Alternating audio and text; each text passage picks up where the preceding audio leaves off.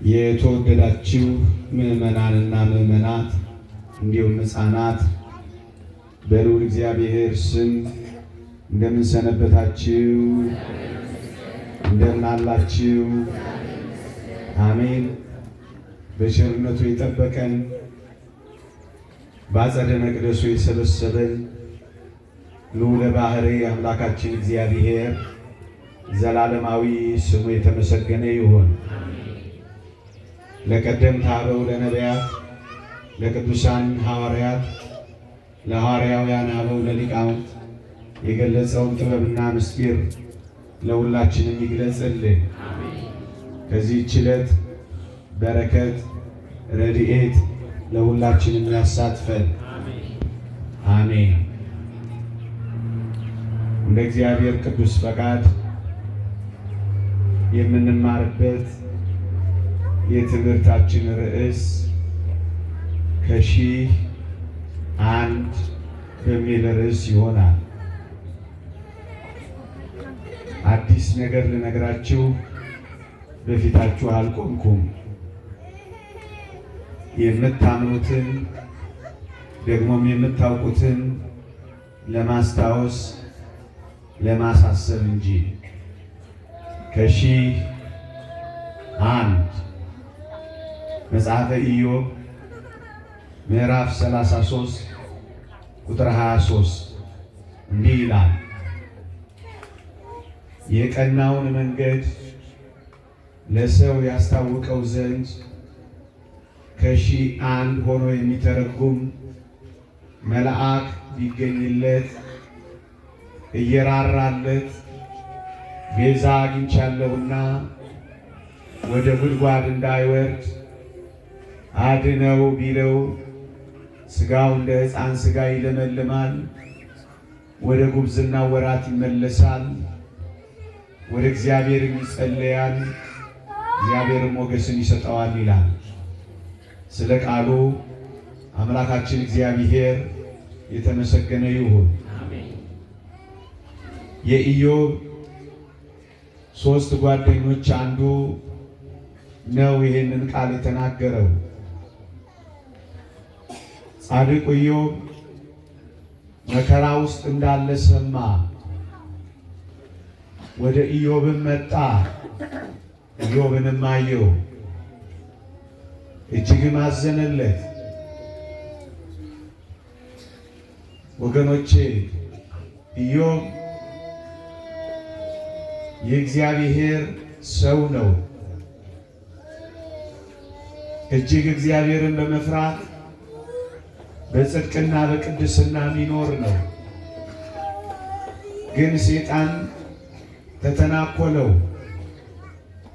እንዲህ ይላል እግዚአብሔር ቃል መጽሐፈ ኢዮብ ምዕራፍ 1 ቁጥር 1 ሲጀምር የእግዚአብሔር ልጆች ወደ እግዚአብሔር ፊት መጡ ይልና ሰይጣንም ዲያብሎስም ደግሞ አብሮ መጣ ይላል።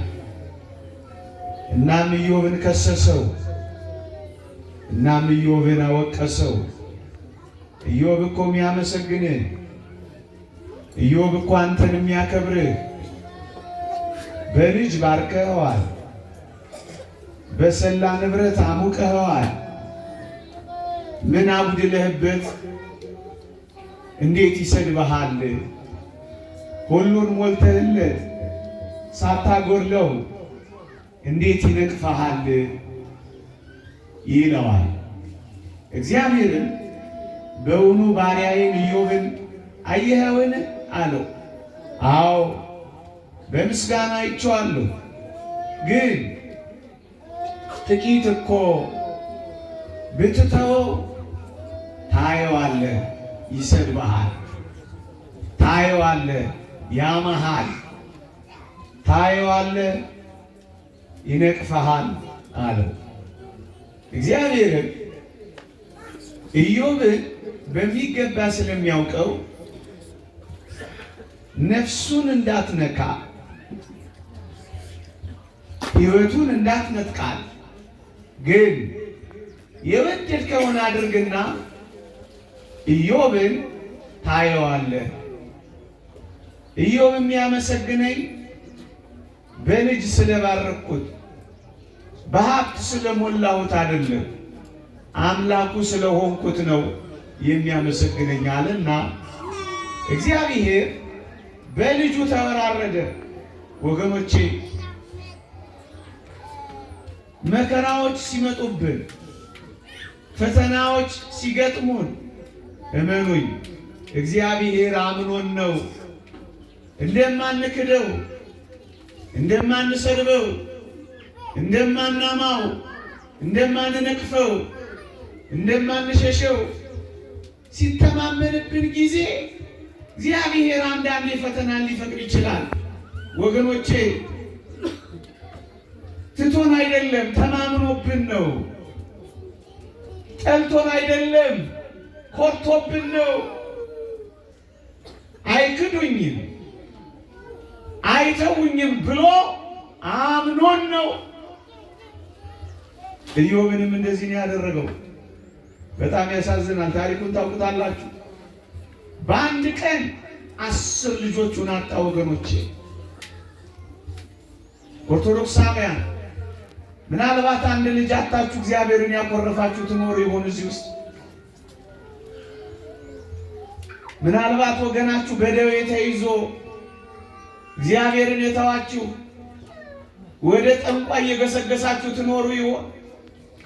10 ልጅ ማጣት ያው እያረፈ እየቆየ ፋታ እየሰጠ መሰላችሁ? በአንድ ጊዜ እኛ እኮ ምናልባት እንደዚህ ተደራራቢ መከራ አልደረሰብን ይሆናል ወገኖቼ። ፋታ እያገኘን ለመጣብን መከራ እንኳን ሰድበነው ይሆናል። ይህን ጻድቅ ሰው ተመልከቱት። በአንድ ጊዜ 10 ልጆች ውሃ የሚያጠጣው ቀና የሚያደርገው የሚያገላብጠው ሰው እስኪያጣ ድረስ ብቻውን የቀረው።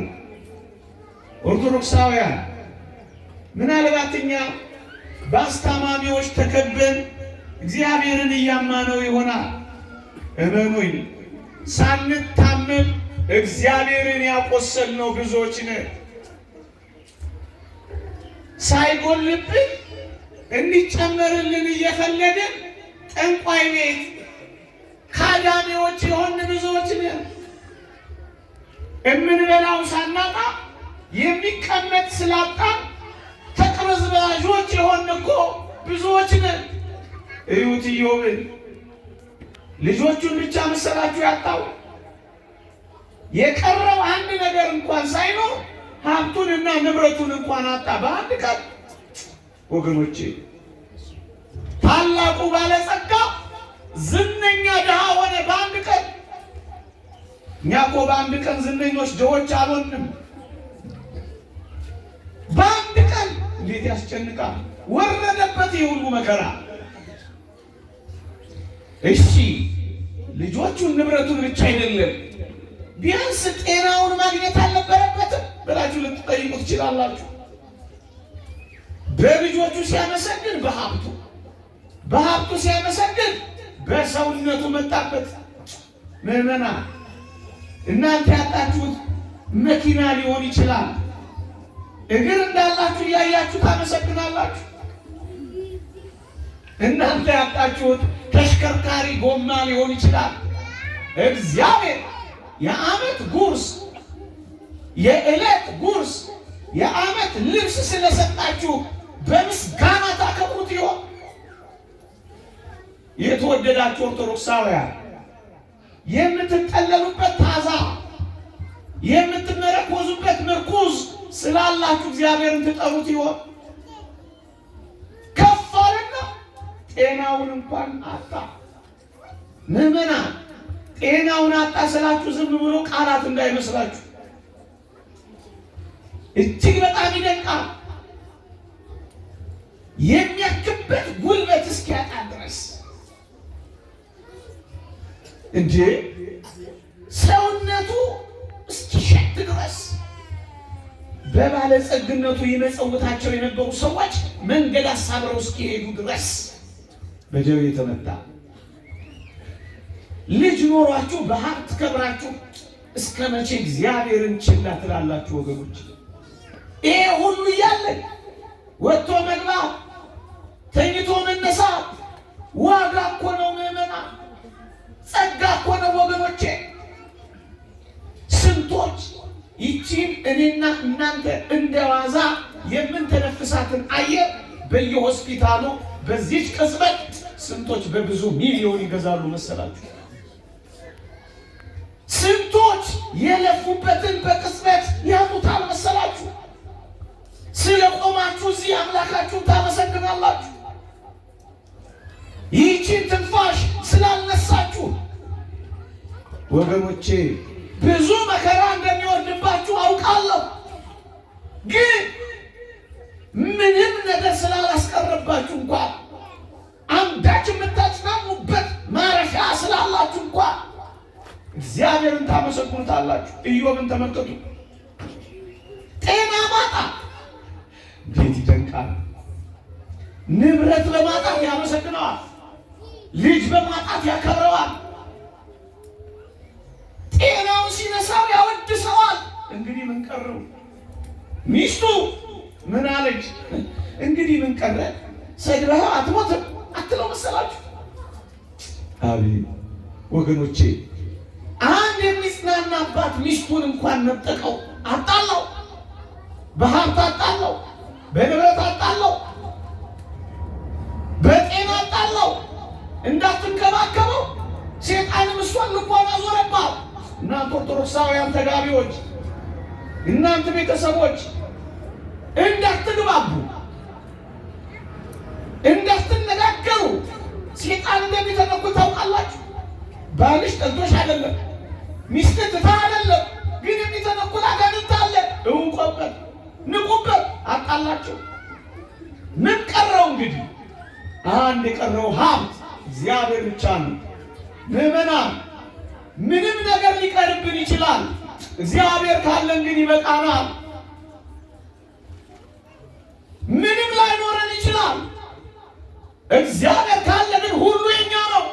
እንዳይመስልህ ዛሬ የቆምከው በኋላ ላትቆም ትችላለህ። ዛሬ ሞላልን በኋላ ላይ ሞላልን ይችላል። አንድ የሞላልን የሚገኘው እግዚአብሔር ብቻ ነው። ኢዮብ እግዚአብሔር ሰጠ፣ እግዚአብሔር ነሳ፣ እግዚአብሔር ይመስገን እያለ ኖረ። ይሄ ደነቃቸው። ጓደኞቹ መጡና አዩት። አንዳንዶቹ ተቹት። እግዚአብሔር በድለው ነው ምን እስከምትደርስ እያሉ የልቡን ሐሳብ አደከሙት። የሚያደክሙ አጽናኞች አላቸው። ስንቶቻችሁ ስንቶቹን አድክማችሁ ይሆን? እንዲህ የሆነው እኮ እንዲሆኑ ነው፣ እንዲህ የደረሰበት እኮ እንዲህ አድርጎ ነው እያል አንዳችንን ከማጽናናት ይልቅ አንዳችንን ስንት ጊዜ አድክመና። ይሄ ልጅ አንደኛው ጓደኛው ምን አለ መሰላችሁ? የቀናውን መንገድ ለሰው ያስታውቀው ዘንድ ከሺህ አንድ ሆኖ የሚተረጉም መልአክ ቢገኝለት አይመስላችሁ? እዩ፣ ኢዮብ ላይ መከራ ያጸናበት የወደቀው መልአክ ሉሲፈር ዲያብሎስ ነበረ። ለወደቀው መልአክ መከራ ያጸናበት ጊዜ ይህ ወጣት ለጻድቁ ኢዮብ የወደቀ መልአኩ ከጣለው አለ የከበረው መልአክ ምነው በደረሰለት ብሎ ተመኘለት። ምዕመናን አንዳንዶች ዲያብሎስ መከራ ሲያመጣብን ይስማማሉ። በአጋንንት፣ በርኩሳት መናፍስት፣ በሰይጣናት መከራ ማጽናት ያምናሉ። እውነት ነው፣ ዲያብሎስ ነው መከራ የሚያጸናብን ይላሉ። ቅዱስ ሚካኤል ይታደገናል ስንል ግን አፋቸው ይሸበባል።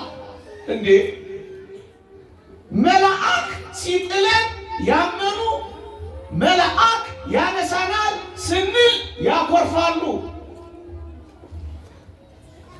መልአክ መከራ ሲያመጣብን ያምኑና መልአክ ሊረዳን ሲል ይቃወሙናል። እስኪ ቀላል አመክንዮ ነው። ይህንን መዝኑት እናንተ ኦርቶዶክሳውያን።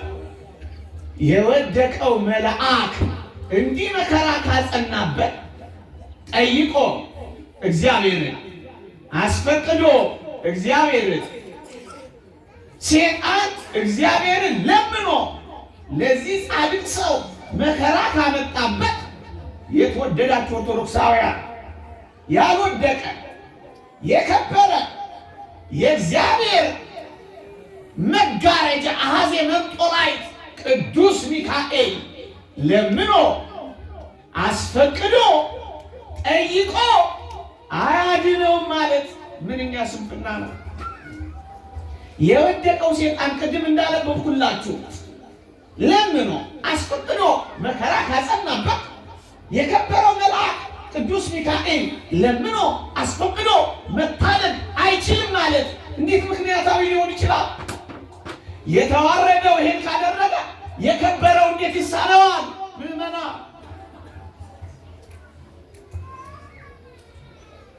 ለዚህ ነው የቀናውን መንገድ ለሰው ያስታውቀው ዘንድ ከሺህ አንድ መልአክ ቢገኝለት ብሎ ተመኘለት። መልአክ እኮ ቢገኝለት አለ። ምክንያቱም መልአክ ነዋ የጣለው፣ መልአክ ነዋ መከራ ያመጣበት፣ መልአክ ነዋ ጤናውን የነሳው፣ መልአክ ነዋ ለምኖ ይሄን መከራ ያወረደበት። ስለዚህ ከሺህ አንድ መልአክ ቢገኝለት አለ። ወገኖቼ አንዳንዶች ዲያብሎስ ለመፈተን መከራ ለማምጣት ዙሪያችንን እንደሚዞር ያምናሉ። መጽሐፍ ቅዱስም ይጠቅሳሉ። ሴጣን ዲያብሎስ እንደ አንበሳ ይዞራችኋል የሚለውን ጥቅስ ይጠቅሳሉ።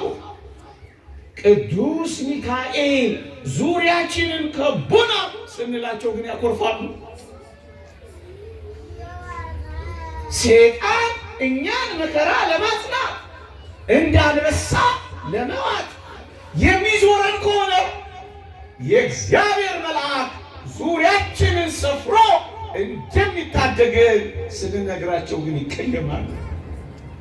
የእግዚአብሔር መልአክ ከሺህ አንድ ይበቃናል። እንዲህ ይላል እግዚአብሔር ቃል። ቀኑ ቅዱስ ሚካኤልን የምናስብበት ዕለት ስለሆነ ነው ይህን ርዕስ የመረጥኩት። የእግዚአብሔር መልአክ እግዚአብሔርን በሚፈሩ ሰዎች ዙሪያ ይሰፍራል። ወገኖቼ ዲያብሎስ ለመከራ ለፈተና እንድንዋረድ እንድናፍር ከእግዚአብሔር ጽድቅ እንድንወጣ እንደ አንበሳ ይሰብረን ዘንድ ዙሪያችንን ይዞራ። የእግዚአብሔር መልአክስ የእግዚአብሔር መልአክ የሚፈሩትን ሊያድን ዙሪያችንን ይሰፍራል። ምዕመናን እዩ፣ እንዳትረሱ። ለጸሎት ስትቆሙ አብሯችሁ የሚቆም መልአክ አለላችሁ። ነዋ ሚካኤል መልአክክሙ ይላል። እነሆ መልአካችሁ ሚካኤል ይላል። ኦጊረስ የተባለ ሊቅ እንዲህ ይላል፣ ለጸሎት እጆቻችንን ስንዘረጋ መልአካችንም አብሮ እጆቹን ይዘረጋል ይላል። ብቻችሁን እንዳይመስላችሁ። ስትወጡ አብሮ የሚወጣ ስትገቡ አብሮ የሚገባ የእግዚአብሔር መልአክ ዙሪያችንን ከቦና፣ ዙሪያችንን እንደ ደመና አሉ። ለዚህ ነው ያልጠፋ ነው።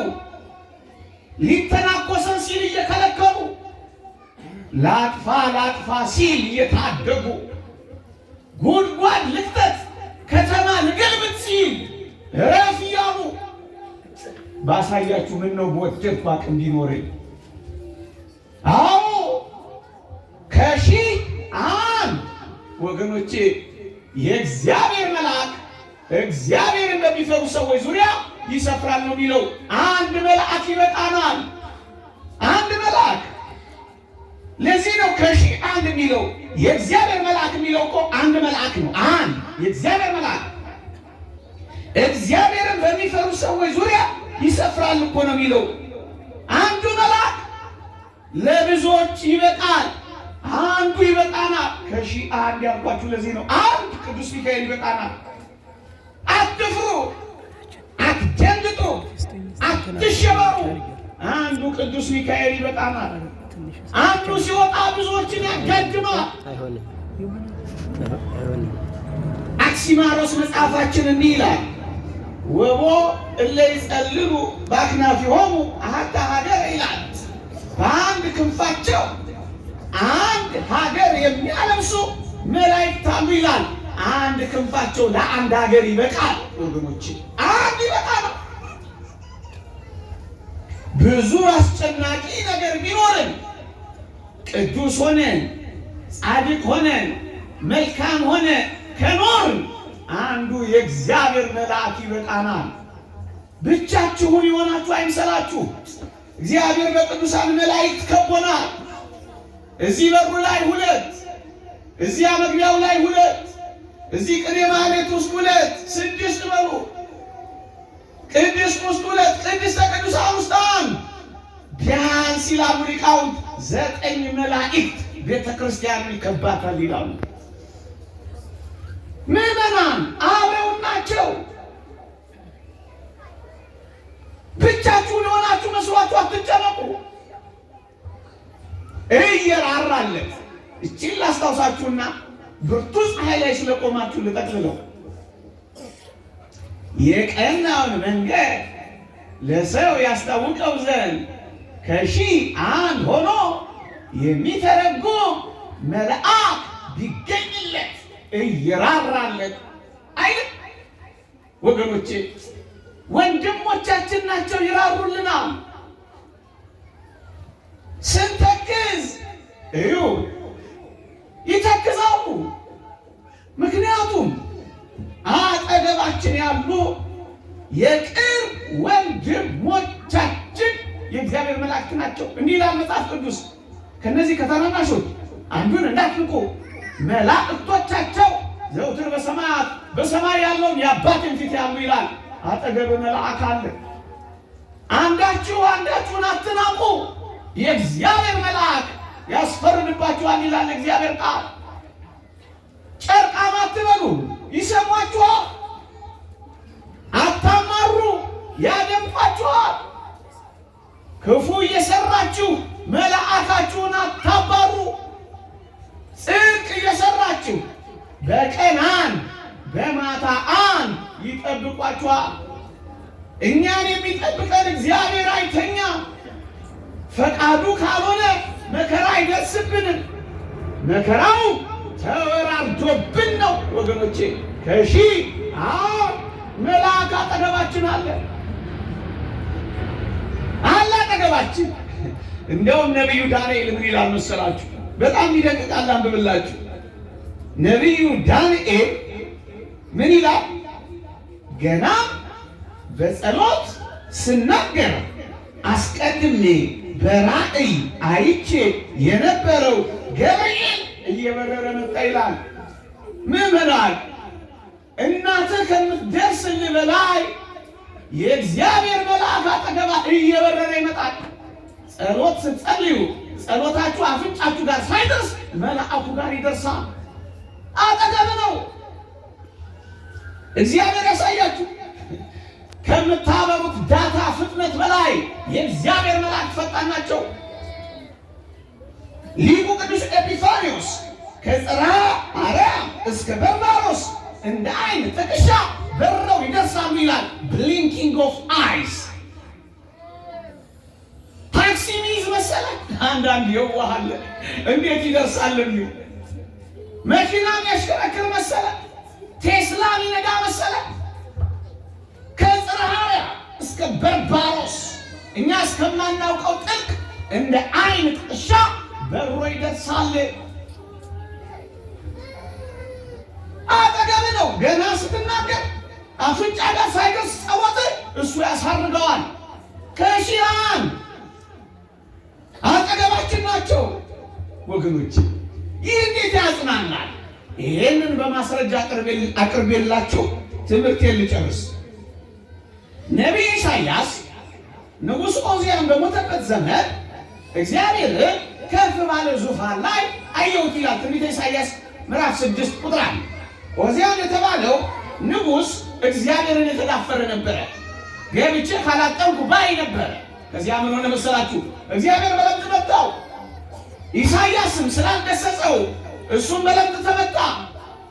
ከዚያስ ንጉሥ ዖዝያን በሞተበት ዓመት እግዚአብሔርን ከፍ ባለ ዙፋን ላይ አየሁት ይልላችኋል ኢሳይያስ። አዎ ንጉሡ ሞቷል። ንጉሡ እግዚአብሔር ግን አለ በዙፋኑ። ወገኖቼ አደራችሁን፣ እግዚአብሔር አለ። የሌለ መስሏችሁ ነው? ይሄ ሁሉ መከራ ሲደርስ እግዚአብሔር የት ሄዶ ነው እንዳትሉ፣ እግዚአብሔር በምን ቃላት ልግለጽ? ይሄ ሁሉ ጉዳይ እንኳን እሱ እኛም እያየን ነው። አይታዘብም። እንኳን እሱ እኛም ተገርመናል። እና ምን እያደረገ ነው? የሚያደርገውንማ አብረን ከቆየን እናየዋለን። ፍረድ አሉት ይላል እዛ ቅዱስ ዮሐንስ ራእይ ላይ ኢሳይያስ ላይ ይመልሳለሁ። አትፈርድም እንዴ? ደማችን በምድር ላይ የሚበቀሉትን አትበቀልም እንዴ? ያፈሱትን አለ ይላል። እንደናንተ ደማቸው ሰማዕታት የሚሆኑ እንደናንተ አሉና ጥቂት ጊዜ ታገሱ አላቸው ይላል። አዎ ሃይማኖት እንዲጸና ሃይማኖት እንዲሰፋ ሰማዕትነት የሚቀበሉ ካሉ እግዚአብሔር ጥቂት ጊዜ በሰማዕትነት ክብር የሚቀበሉ ካሉ ዝም ይላል እግዚአብሔር። ለምንድን ነው የእግዚአብሔር የፍርድ ዙፋን እኛ እንጠቅ ምንለው? ዝም ብለን ማመስገንና ማምለክ ነው የኛ ስራ። ኢሳይያስ ዝም አለ፣ አልገሰጸው። ሳይገስጸው ዝም አለ፣ በለምጽ ተቀጣ። መጨረሻ ላይ ዖዝያን አልፏል። እግዚአብሔር ሕያው ነው፣ እመኑኝ። ሁሉም ያልፋል። አንድ የማያልፍ ትናንትም ዛሬም እስከ ዘላለሙም ያው የሆነ እግዚአብሔር ብቻ ነው። የማይለወጥ እግዚአብሔር፣ የማያረጅ እግዚአብሔር፣ የማይቀየር እግዚአብሔር፣ ጀርባ የማያዞር እግዚአብሔር፣ ፊት የማያደላ እግዚአብሔር፣ ዘመን ሲቀየር የማይቀየር እግዚአብሔር አለ። ዘመናትን የሚያስረጅ እሱ የማያረጅ እግዚአብሔር በዙፋኑ አለ። ኢሳይያስ ይህን ሲያይ ምን አለ? አለቀሰ። ወዮ ወዮ፣ ዓይኖቼ የሠራዊት ጌታ እግዚአብሔርን አይተዋልና ከንፈሮቼ የረከሱብኝ፣ ከንፈሮቻቸው በረከሱባቸው ሰዎች መካከል የምኖር ወዮ እያለ አለቀሰ። ያን ጊዜ ልክ ኢሳይያስ ሲያለቅስ ከሱራፌል መላእክት አንዱ ሱራፊ ፍም በጉጠት ይዞ እየበረረ ወደ እኔ መጣ ይላል። እንዴት ይደንቃል! ሲያለቅስ አላስቻለው፣ በሮ ደረሰለት። ወዮ ሲል አላስቻለውም፣ ፈጥኖ መጣለት። አንድ መልአክ በሮ ደረሰለት።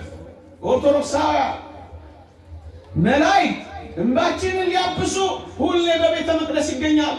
ግድ የለም እኛ እንዘን፣ እኛ እናልቅስ፣ እኛ ወዮ ብለን እንጸጸት እንጂ በሮ የሚደርስ መልአክ አለልን። በሮ ደረሰልኝ፣ ራራልኝ ይላል ነቢዩ ኢሳይያስ። ይራሩልናል። ኦርቶዶክሳውያን እኛ ንስሐ ስንገባ መላእክት ደስ ይሰኛሉ ይላል መጽሐፍ ቅዱስ። እኛ ስናዝን ደግሞ መላእክት ያዝናሉ። እኛ ስንጨነቅ ቅዱሳን መላእክት ይራራሉ። ለዚህ ነው ትድግናቸው ያላቋረጠው፣ ማዳናቸው ያልጠፋው። ለዚህ ነው ዛሬም እኛ ሰው ሆነን የቆምነው ሌሊት እየጠበቁን ቀን እየተንከባከቡን እኮ ነው። እኛማ አባታችን እንዳሉት የቀን እብድ የሌሊት ግንድ ነን፣ ተኝተን የምናድር።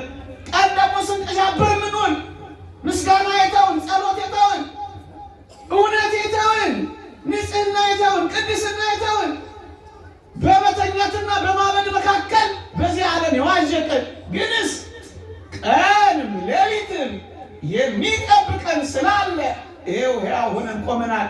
ግን እንዳትረሱ ከሺህ አንድ መልአክ በሮ ይደርስልናል። በሮ ይደርስልናል።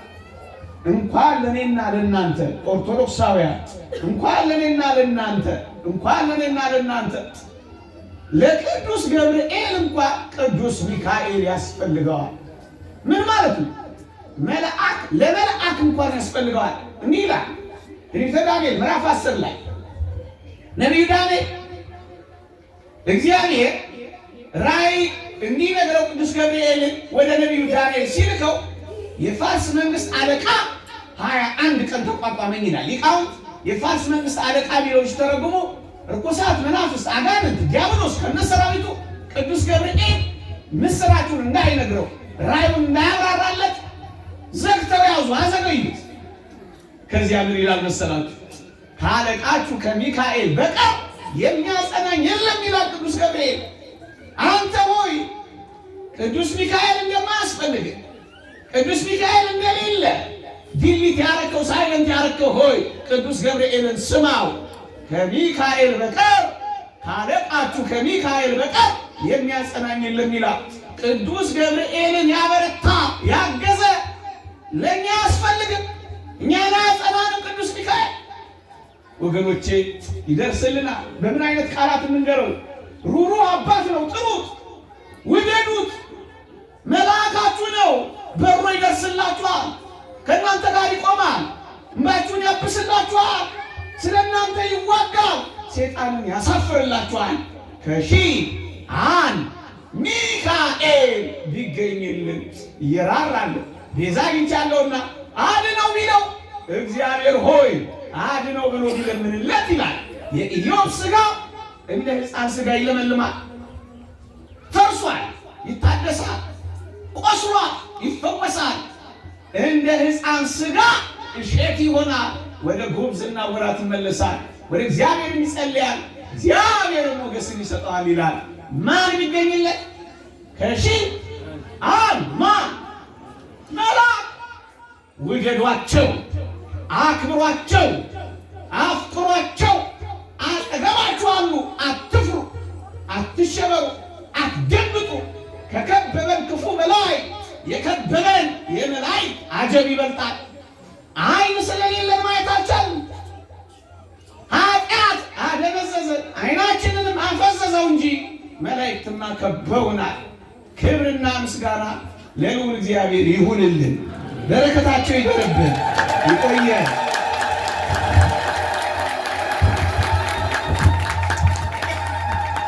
ያስተማረን የመከረን የአባቶቻችን አምላክ ቅዱስ እግዚአብሔር ስሙ በድጋሚ የከበረና የተመሰገነ ይሁን። የእግዚአብሔርን ቃል ላስተማሩን ለመምህራችን ቃለ ሕይወት ያሰማልን።